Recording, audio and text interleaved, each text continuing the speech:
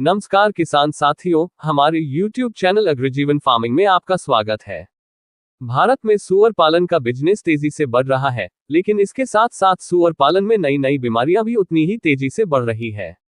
हालांकि सूअर पालन में सभी बीमारियां सूअर के लिए जानलेवा तो नहीं होती, लेकिन ये बीमारियां सूअर को कमजोर करती है और गर्भवती मादा सूअर के पेट में संक्रमण फैलाती है, जिससे मादा सूअर का असमय गर्भपात होना, मादा सूअर द्वारा कमजोर और मरे हुए बच्चों को जन्म देना, ये समस्याएं देखने को मिलती हैं। जो फेटनर सूअर हम फार्म पर बाजार में बेचने के लिए तैयार कर रहे हैं, इन्हें तैयार करने के लिए एक सूअर पालक किसान की कोशिश होती है कि सूअर कम से कम फीड में 100 किलो वजन तक पहुंचे। लेकिन यदि सूअर बार बार बीमार होता है, तो बीमार होने से सूअर को कमजोरी होती है और सूअर के शारीरिक वजन में भी बार बार गिरावट आती है। इससे सूअर 100 किलो शारीरिक वजन तक पहुंचने में सामान्य से अधिक फीड खाता है, जो सूअर पालन में फीड खर्च को बढ़ाता है, जो सूअर पालन में नुकसान का कारण बनता है। सूअर फार्म पर बीमारियां वायरस और बैक्टीरिया के कारण फैलती है, इसलिए यदि हमें सूअर फार्म पर बीमारियों को फैलने से रोकना है, तो फार्म में वायरस और बैक्टीरिया पर नियंत्रण रखना जरूरी है। तो इस वीडियो में हम आपको यही जानकारी देंगे कि आपको फार्म पर वह कौन कौन से काम और उपाय करने चाहिए, ताकि आप सूअर फार्म पर वायरस और बैक्टीरिया से होने वाली बीमारियों को रोक पाए।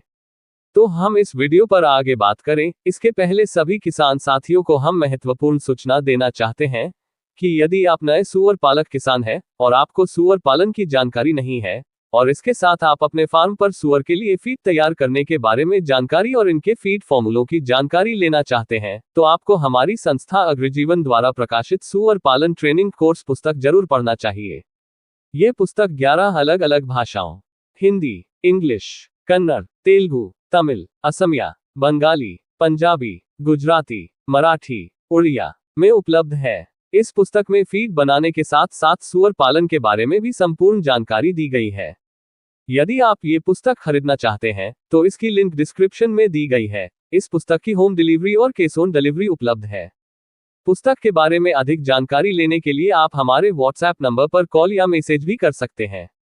तो अब हम इस वीडियो के टॉपिक पर आते हैं, और वह ये है कि सूअर फार्म पर वायरस और बैक्टीरिया से होने वाली बीमारियों को रोकने के लिए कौन कौन से उपाय करना चाहिए। फार्म पर वायरस और बैक्टीरिया को रोकने का सबसे पहला उपाय।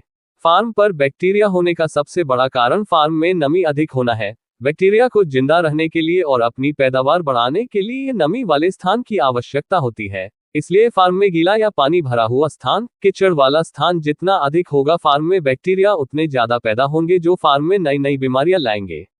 इसलिए फार्म को सूखा रखने के लिए फार्म को हवादार रखना चाहिए। फार्म में ज्यादा से ज्यादा जालियों का उपयोग करें, ताकि फार्म में ताजी हवा आती जाती रहे। सूअर के लिए मल मूत्र की नालियों को फार्म के बाहर बनाएं, ताकि मल मूत्र से होने वाला कीचड़ फार्म के बाहर रहे। फार्म पर वायरस और बैक्टीरिया को रोकने का दूसरा उपाय है फार्म पर स्वच्छता बनाए रखना। फार्म में वायरस और बैक्टीरिया से बीमारियों को रोकने के लिए स्वच्छता जरूरी है। फार्म में स्वच्छता बनाए रखने के लिए फार्म की सफाई दिन में कम से कम 1 बार और ज्यादा से ज्यादा 2 बार की जानी चाहिए। फार्म से निकलने वाले वेस्ट की उचित ड्रेनेज व्यवस्था होनी चाहिए, ताकि फार्म में गंदगी कम से कम रहे। फार्म का निर्माण करते समय कोशिश करें कि वेस्ट की ड्रेनेज नालियां ज्यादा से ज्यादा फार्म के बाहर रहे, ताकि फार्म में गंदगी कम से कम रहे। फार्म में सफाई के बाद चूने के पानी का छिड़काव करें, ताकि बैक्टीरिया, परजीवी और कीटाणुओं से बचा जा सके। फार्म में सभी रूमों का ढाल उचित बनाएं, ताकि फार्म में गंदा पानी भरा हुआ ना रहे। फार्म के जानवरों को कीट और मक्खियां से बचाने के लिए फार्म की जालियों में मच्छरदानी का उपयोग करें। फार्म पर वायरस और बैक्टीरिया को रोकने का तीसरा उपाय। फार्म की हर 6 महीने में कली चूने से पुताई की जानी चाहिए। फार्म में सभी रूमों को और उनके फ्लो को भी चूने से पोता जाना चाहिए। यह आपके फार्म में बीमारियों को आने से रोकेगा और फार्म में पनप रही अन्य बीमारियों को खत्म करेगा। फार्म पर वायरस और बैक्टीरिया को रोकने का 5वां उपाय। फार्म में अंदर आने से पहले अपने आप को पूरी तरह सैनिटाइज करना चाहिए, क्योंकि आपके साथ कई ऐसे बैक्टीरिया वायरस आ सकते हैं, जो आपको तो नुकसान नहीं पहुंचा रहे, लेकिन आपके फार्म के जानवर के लिए घातक हो सकते हैं। फार्म पर वायरस और बैक्टीरिया को रोकने का 6वां उपाय। सूअर के फार्म में कोई भी अन्य पशु जैसे कुत्ता, बिल्ली, मुर्गी, बकरी आदि को आने से रोकना चाहिए, क्योंकि यह अपने साथ कई ऐसे वायरस और बैक्टीरिया ला सकते हैं, जो इनको तो नुकसान नहीं पहुंचा रहा है, लेकिन आपके फार्म के जानवर को नुकसान पहुंचा सकते हैं। यदि आपके पास मल्टीफॉर्म है, मतलब आपके पास सूअर फार्म के साथ बकरी फार्म, मुर्गी फार्म और डेयरी फार्म है, तो आपको एक लेबर से दोनों फार्म पर काम नहीं कराना चाहिए, नहीं तो लेबर के साथ किसी दूसरे फार्म से ऐसे वायरस और बैक्टीरिया आ सकते हैं जो आपके दूसरे फार्म के जानवर को तो नुकसान नहीं पहुंचा रहे, लेकिन आपके इस फार्म के जानवर सुअर के लिए घातक हो सकते हैं। अपने फार्म के जानवरों को समय समय पर वायरस और बीमारियों का टीका या वैक्सीन लगाएं, ताकि फार्म पर वायरस और बीमारी आने पर उनको कोई नुकसान ना हो। फार्म पर कोई भी नया पशु लाने से पहले उसका टीकाकरण करें और उसे 7 दिन तक फार्म के बाहर किसी अन्य जगह पर क्वारंटाइन करने के बाद अपने फार्म में लाएं। सबसे महत्वपूर्ण बात जो फार्म के मैनेजमेंट के लिए आवश्यक है और वह है सुअर फार्म से निकलने वाले वेस्ट और बदबूदार गंध का सही मैनेजमेंट। इसके बारे में हम आने वाली अगली वीडियो में बात करेंगे। यदि आप इस टॉपिक पर वीडियो चाहते हैं तो प्लीज कमेंट्स करके बताएं।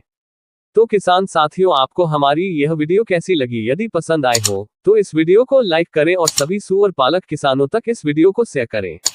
आगे भी लगातार ऐसे वीडियो देखने के लिए हमारे YouTube चैनल अग्रजीवन फार्मिंग को सब्सक्राइब करें।